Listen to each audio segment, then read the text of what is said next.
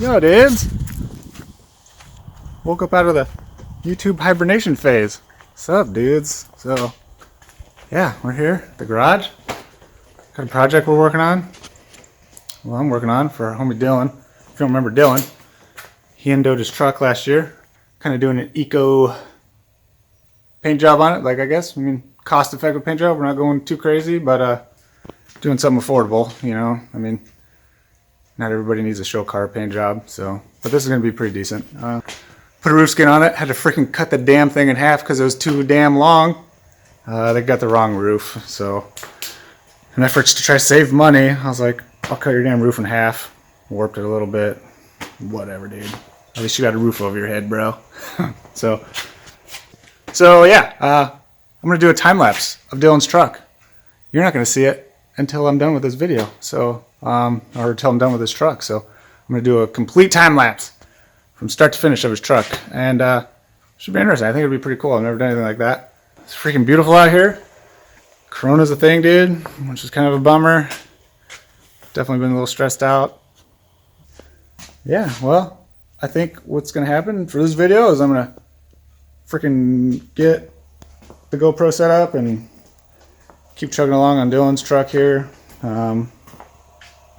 You guys will be able to watch it. I think it'll be sick. So whatever, maybe not. Maybe it's completely stupid. And then you can just dislike this video and leave a hate comment. I don't give a shit. So yeah, dudes. Welcome to the Dial Channel, motherfucker. I yanked the thing. And off they went. Two 7-year-olds alone on the road. Latarian drove several miles through Lake Park and Palm Beach Gardens. We got the one call that I told you about of a driver in the vehicle who looked too short to be able to see over the steering wheel.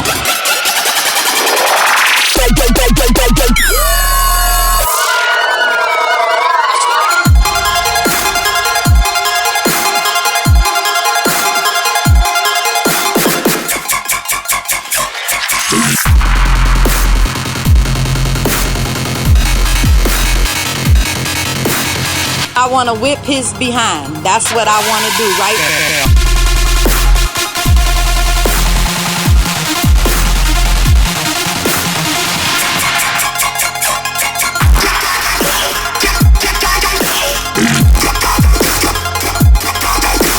But I wanted to do hood rat stuff with my friend.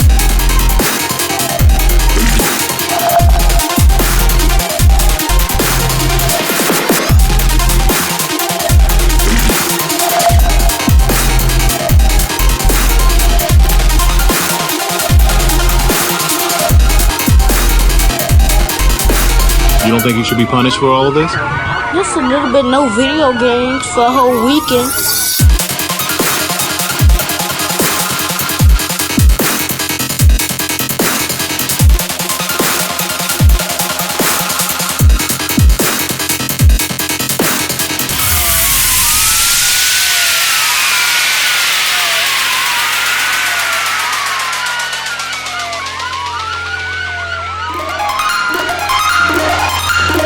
I wanted to do hood rat stuff with my friend.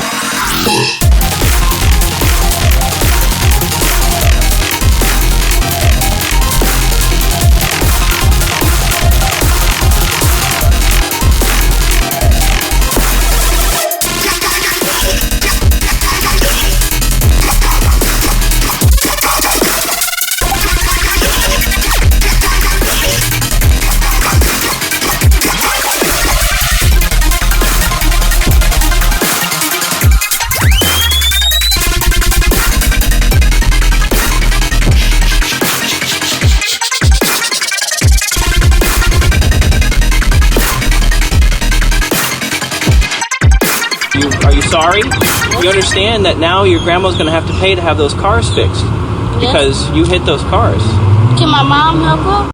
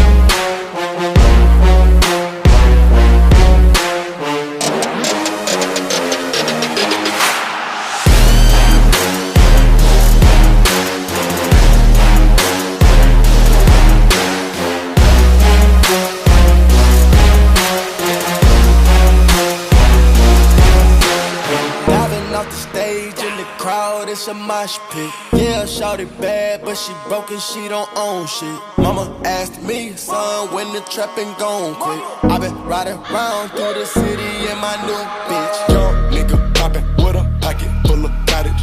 Whoa, chemo, sobbing, chopper, aiming at your noggin. Had to cut them out it, then the chopper had to chop it. Niggas pocket watchin', so I gotta keep it rocky. Mama told me not to sell word. 17.5, same color t-shirt. Mama told me not to sell word. 17.5, same color t-shirt. Mama told me not to sell word. 17.5, same color t-shirt. Mama told me not to sell word. 17.5, same color t-shirt.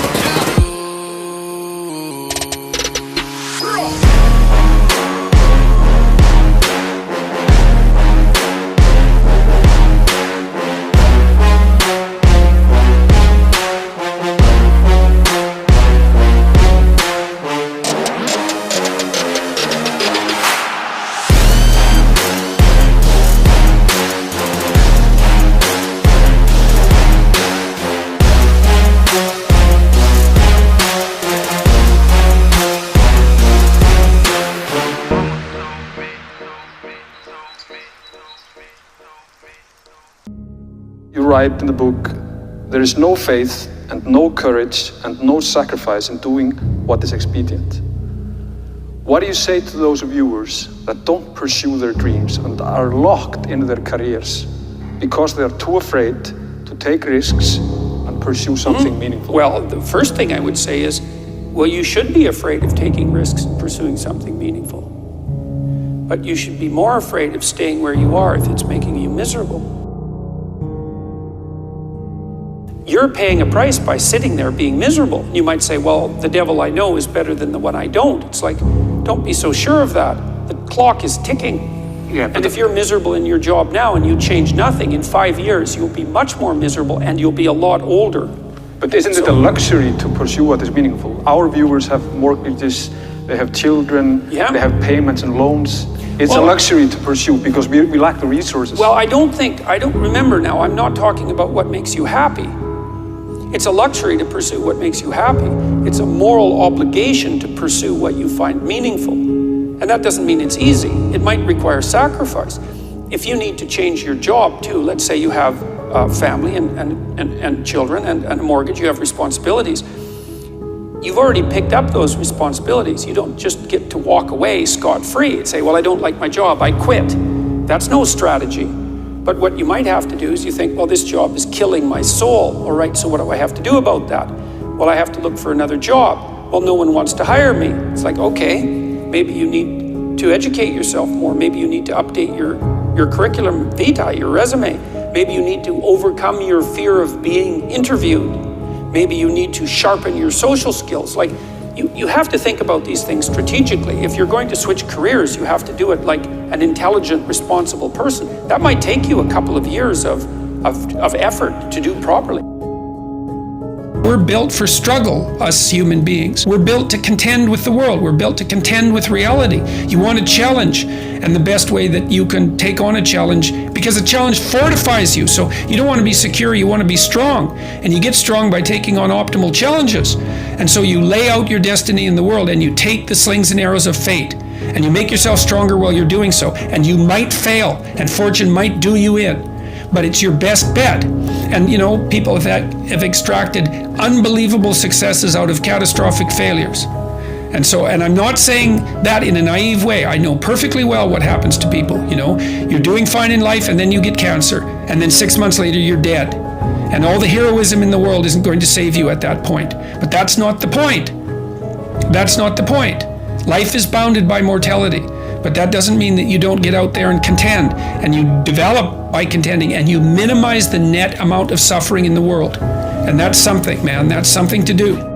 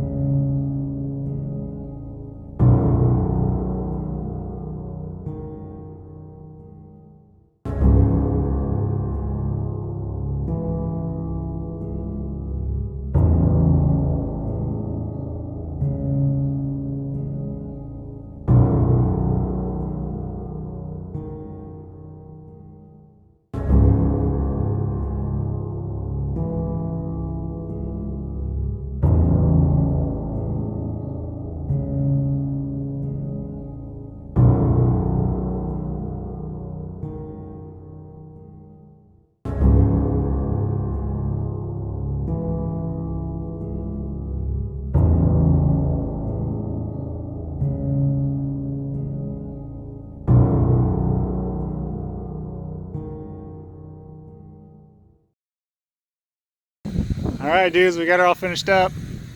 Dylan just picking it up and gonna drag it back to Wisconsin. Make the 8-hour drive. Turned out good. See you, Dylan. Ah! She gone.